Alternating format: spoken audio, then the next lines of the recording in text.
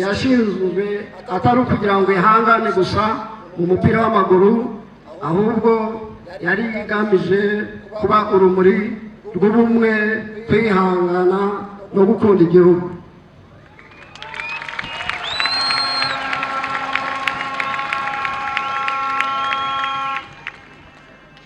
APRFC ishingwa yari igizwe na benshi muri bubone mu mukino uza kuba hano mu kanya gatoya.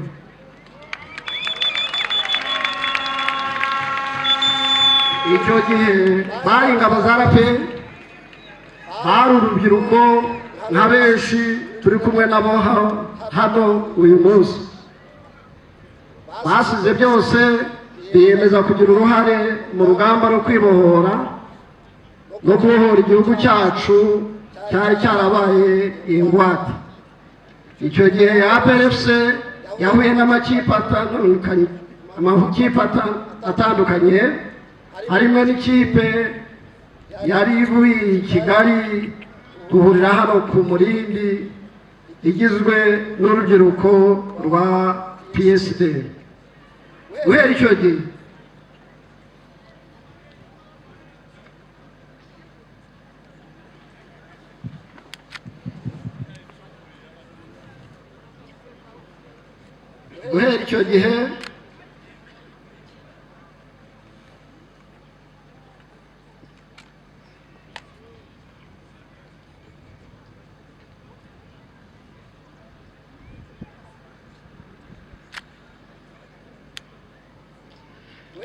gihe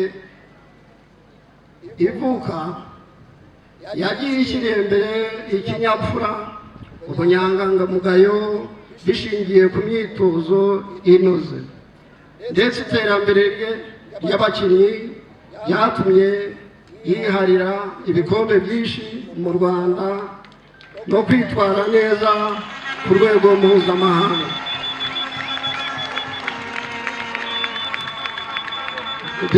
Bimwe mu bigwi bigize amateka yihariye ya APRFC harimo gutsinda ibikombe hano mu gihugu, aho APR mu myaka 30 ifite ibikombe 23 ya Premier League,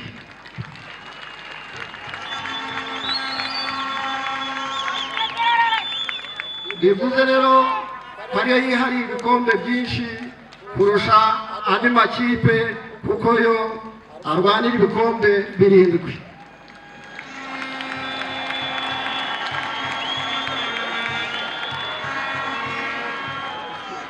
Mu muco twatojwe na nyakubahwa perezida wa Repubulika y'u Rwanda, ntabwo twakwiharira. Mwakwibaza mute ibyo bikombe 7 bindi byavuye hehe? Bwari uburyo bwo kugira ngo dusaranganye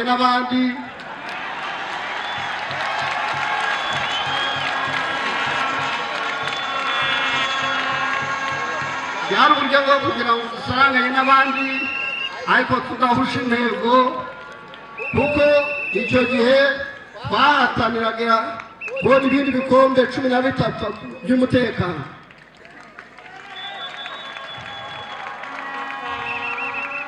Ni ukuvuga rero ibikombe